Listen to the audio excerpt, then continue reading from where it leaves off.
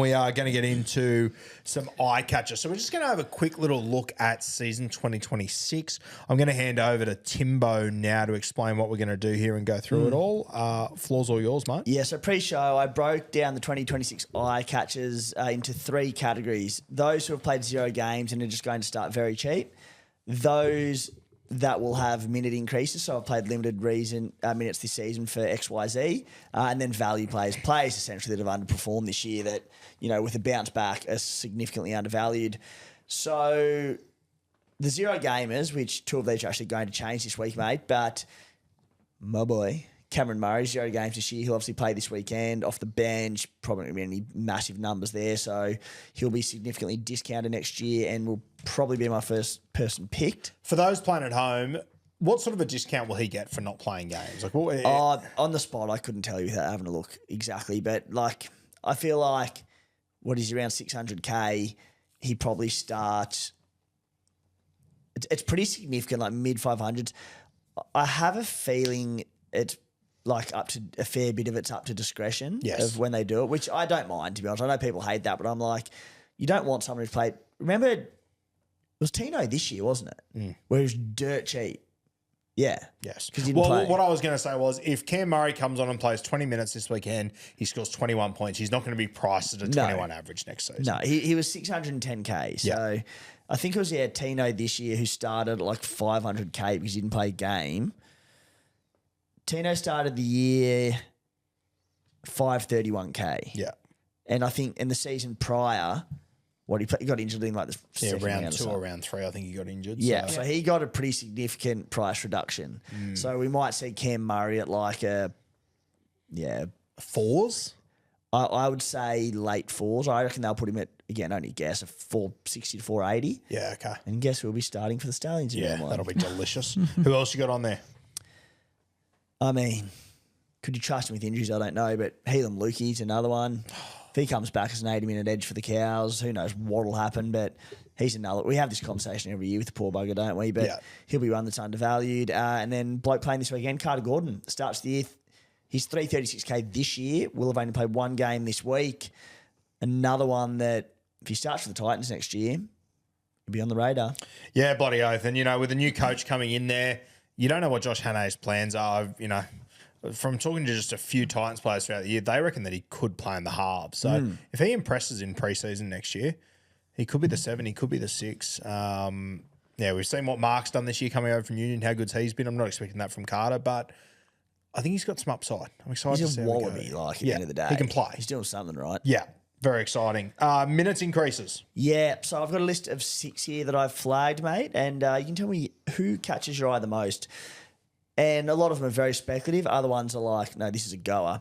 Talon Silva, 21-point average this season. If he does get a starting role at hooker for the Eels next year, potentially, I think the way it'll pan out is it'll be him and Riley Smith splitting the role like we've seen at the Eels for a number of years, so probably not. In saying that, mate, they've signed him on a fucking half-a-decade deal. So that's why I put him on the list. That's the only thing that makes it interesting. Who knows? Another one who just feels like he's on this list at the start of every year, Brendan Piakura, 29-point per game average. If he's a round 1 starting edge back rower, playing 80 minutes, like whether you love him, hate him, rate him, don't, a 29-point average, an 80-minute back rower who can attack. There's a conversation there. There's a big conversation and a spot in the Stallions. Bailey Hayward, 35-point per game average, played off the bench nearly the entirety of the year, has been that sort of 70-odd minute hooker for the Doggies since getting the starting role. No Reid Marnie next year. Who knows what those minutes look like, but if he's a big minute hooker, looks like a really good backup hooker. Probably want to start him due to points, but Latu Fainu, if he gets the starting spot, depends what happens with Adam Dewey and how they go about all that. But Latu, 37-point average, that is unders. Keano Kini, really interesting to see what they do with Keano Kini, but he's currently got a 37-point average. He probably bumps that to 50-odd after this week with a decent score. Could bump that back up to 70. You might be paying overs for Kini the next year. Very interesting to see how they price Keano Kini round 1 next year. And then another one of your boys, Jacob Halangahu, a 43-point average for the Dragons. Who catches your eye there? There'll be a few. Obviously, Keeney's one that I'm very interested for next season. You're all aware of him, though. I think Halangahu's very interesting. Mate, his stats, he's only been in first grade for a couple of weeks. But if you have a look, last week, he played 43 minutes. He based 46. The week before that, he played 80 minutes. He based 61. I think the one I'm obviously happy that Halangahu's playing at this point. I'm disappointed from a Supercoach point of view. He's playing decent minutes.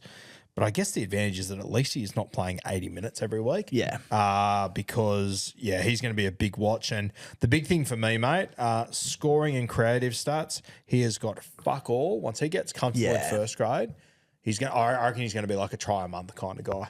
So I reckon he could be a 60, 70, probably mid-60s if it goes well. When he plays 80 minutes next season. So he's a big one for me. Keeney's there as well. They're probably the ones that stand out for me from that list. So value players. Yeah, so the value players, I'll break this into two. There's 4 that have really caught my eye that you just go, if they're fit, healthy, these 4 blokes, or 2 of them, happy, you probably just have them round 1. And then I'll break into a few others that just caught my eye. Cody Walker on a 41-point average, getting old, injuries, all that, I get it. But if the Bunnies can start round 1 with a full squad, Cody Walker with a 41-point average, like hello.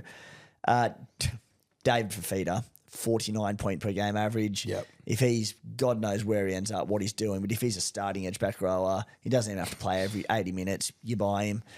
Mitchy Moses, 51-point average. There's going to be a big conversation to be had round 1 next year. People looking at Cleary, Hines, or do you go a cheap one? But, mate, Mitchy Moses, the way Para finished this year, off that average, goal kicking, I'll probably go him as a pod play to one of the other 2. And then Latrell Mitchell, 64-point per game average. He's going to be one of the cheapest of those elite fullback categories. I want to talk about Mitch Moses.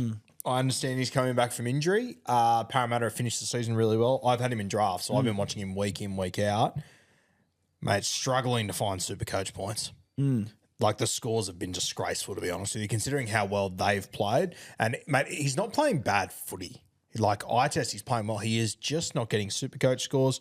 Since coming back, as I said, I've had him. I've watched him every week. He's gone above 50 once, and that was a 63. He scored a try that night.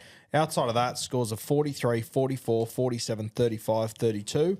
You are going to get him at a reduced rate, but a hot tip, there's a fucking reason for that. Yeah. He hadn't played much footy. Like, he'd played 6 NRL games all year prior to that, come back in round 21. Well, I haven't watched him closely through a Supercoach lens because he's been irrelevant. What's changed? Mate, he's constantly just one pass away from the stat. That's I don't know if it's something that's changed. He feeds Iongi for a lot of the good stuff. Iongi takes so many points off him. It's crazy. I think, you also need to consider, obviously, Zach Lomax is the number 1 goal kicker there now as well. So that plays into it. Probably needs to goal kick, right? I think he probably does need to goal kick, mate. As I said, I moved heaven and earth to get him into my draft team this year with a trade, and fuck, it's been a tough watch. Yeah. It has been a brutal watch. So he's the only one I'm probably hesitant on. The rest of them I like. Cody Walker, if he just stays fit. I think Dave Fifita, if he's just anywhere, I take a punt on him. If he's with Wayne, he could be my first pick. Yeah. Even if he's coming off the bench as a middle, he could be one of my first picks. I'm very excited about that. And obviously, Trell Mitt, when he's up and about, very hard to leave out. So, who are the other names there? Yeah, just the last few we don't need to spend too much time on, but, mate, let me know if any catch your eye. But Jermaine McEwen, one of your boys, 42-point average on the edge at the Knights. Cop is Paul leaving. If he wins that spot, good numbers. Again, the Knights, they can only improve. Reed Marnie up at the Cowboys. Depends what sort of role he plays there. But if he's an 8-minute hooker, games off the bench late in the season, just a 42-point average. Probably a good backup hooker type setup as well, quite cheap. Campbell Graham and Ty Munro, they're currently on a 44-point average on the right edge, you'd imagine, at the Bunnies. But if the Bunnies can heat up and look the goods early next season, very cheap. Those two. Tane Torpicki, if he were to start at fullback for the Warriors, a 51-point average this season. Jermaine Hopgood, weird year for Hopgood, 52-point average, very underwhelming. Adam Dewey, if he starts in the halves for the Tigers, every chance of 56-point average. Brian Toto, 61-point. Harry Grant, 62. I'll probably have Harry Grant round 1 with that starting price. Yeah, 62 is pretty good for Harry. I think Adam Dewey, he's one that I really like if he is starting in the halves there at the start of next season. I like the look of him.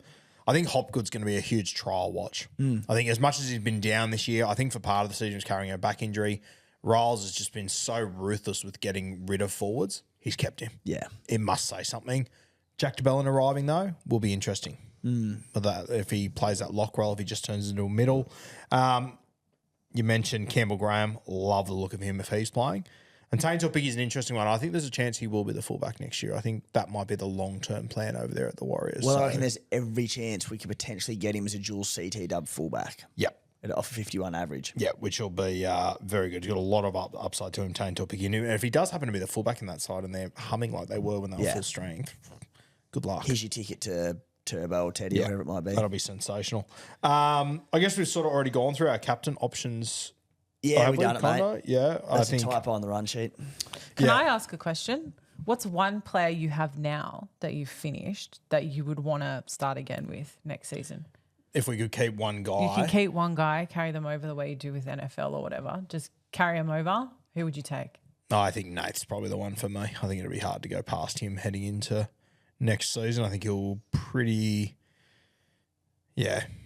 Nath or Turbo for me, I think. You don't have Turbo at the moment, do you? Yeah. Not as it stands, no.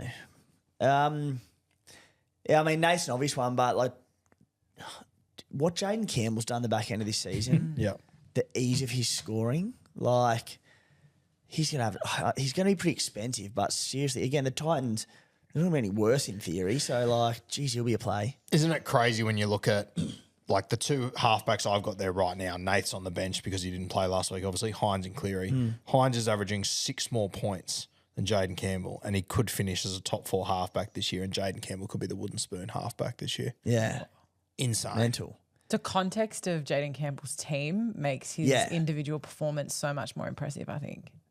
But he's also, it does give him also the luxury that they're always chasing points. Yeah, He's that's always true. throwing the ball around. But there's games where he doesn't throw the ball around. I'm like, fuck, he'll score 20. Yeah, he just 65. accumulates. And you're like, how the fuck did that happen? And I know it's obviously harder to put these big scores on early in the year, but the 70-point average, it'll keep people away next year. They'll look for value. He's just an elite Supercoach player. Can I ask you a question about next year? You may. Terrell May, Payne Haas. Do you pay up for either of them at the start of the season? Pay up for one? Do you pay up for both? Jeez. Gun to head, probably not. Neither? I don't think so. Yeah, okay. They're going to be so expensive. Yep. I don't think I could.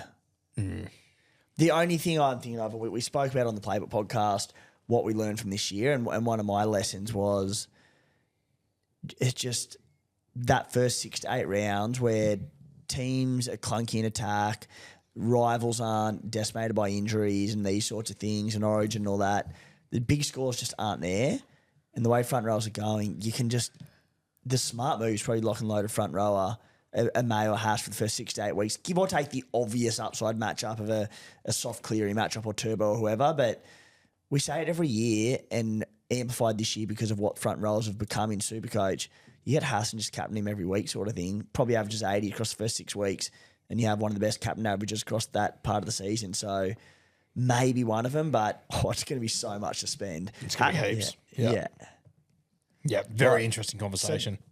Like Payne has the top averaging player in Supercoach. Yeah, and I think Terrell's fourth. Terrell's fourth, yeah. Mental. Insane. Yeah, the rebirth of the front row forward